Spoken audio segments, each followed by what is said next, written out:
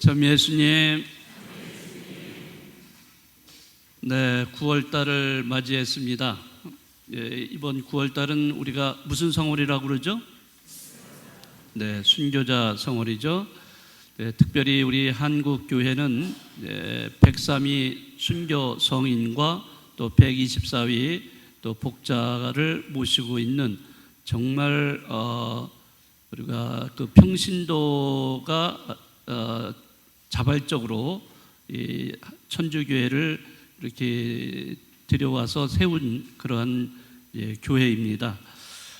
네, 한 달 동안 우리가 순교자들의 그 기억을 더듬으면서 그분들이 정말 하느님의 그런 말씀과 그분에 대한 믿음을 위해서 자기 목숨을 초계같이 버린 이러한 그 순교 정신을 이어받는 그러한 한 달을 여러분들이 보내시면 좋겠습니다. 제일 좋은 방법 중에 하나는 제가 여러분들에게 그 지난 주일에 책을 추천 도서를 알려드렸죠?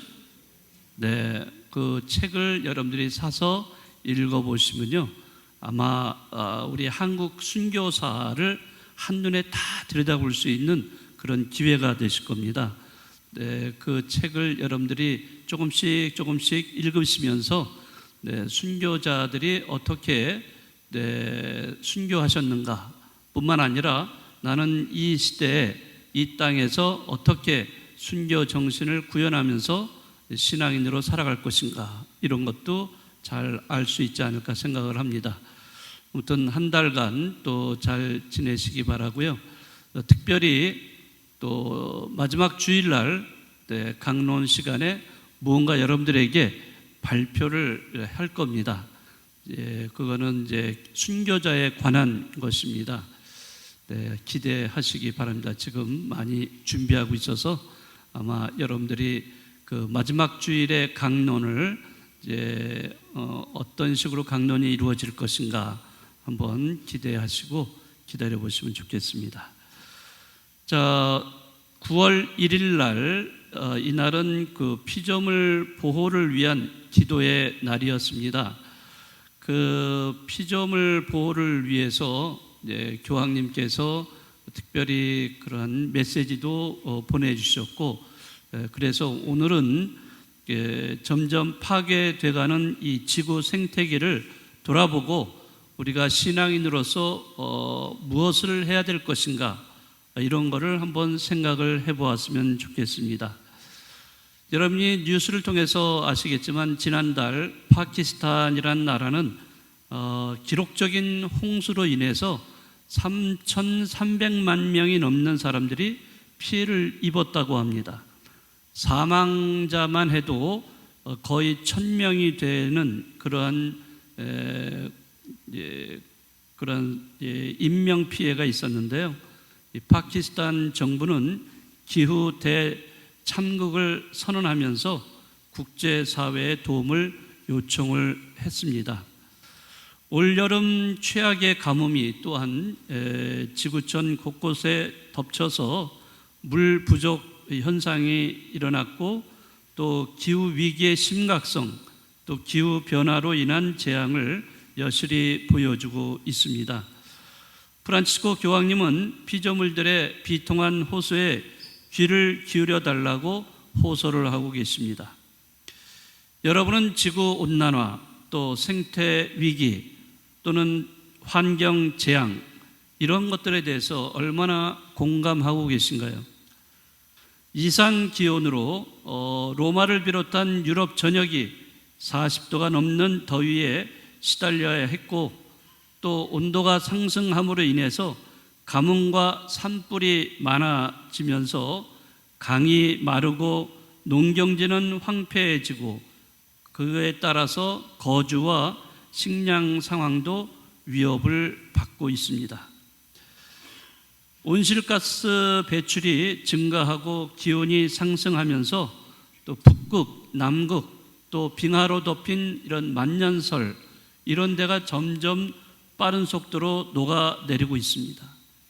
이러한 빙하가 녹아내리면서 해수면이 점점 높아가고 있습니다.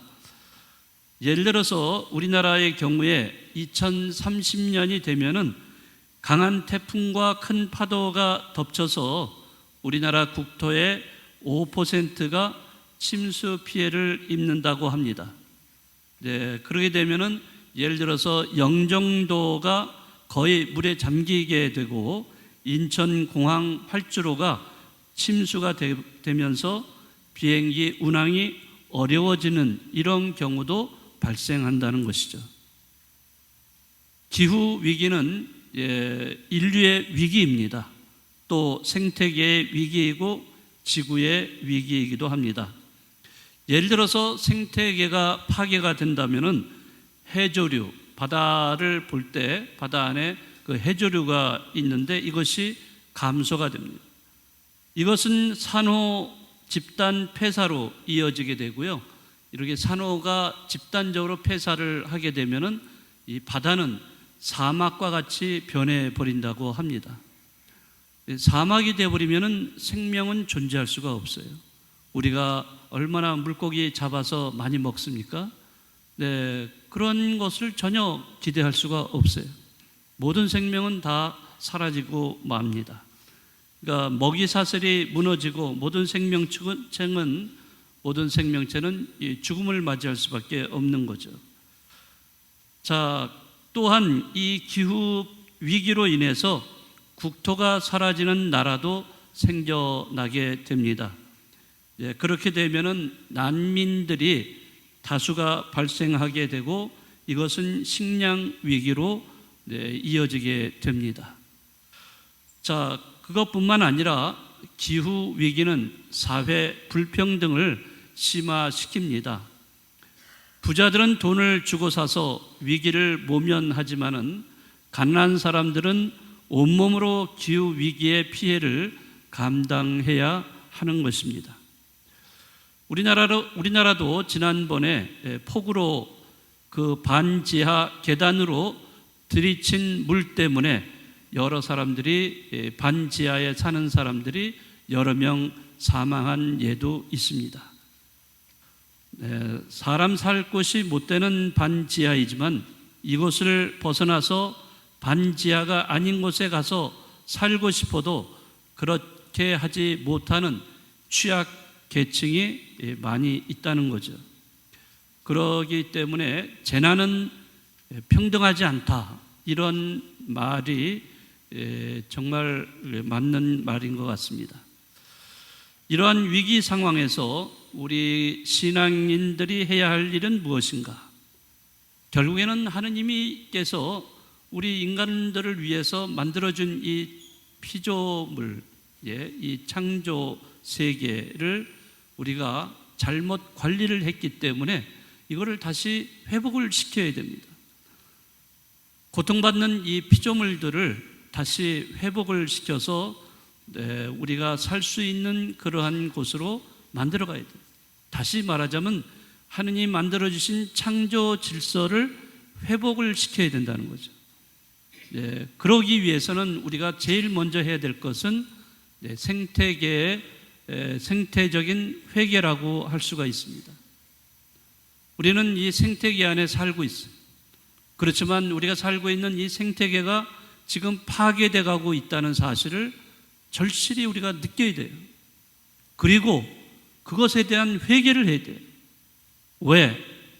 인간이 개발과 또는 여러 가지 그 발전이라는 명목하에서 많은 자연을 파괴를 시켜왔기 때문입니다.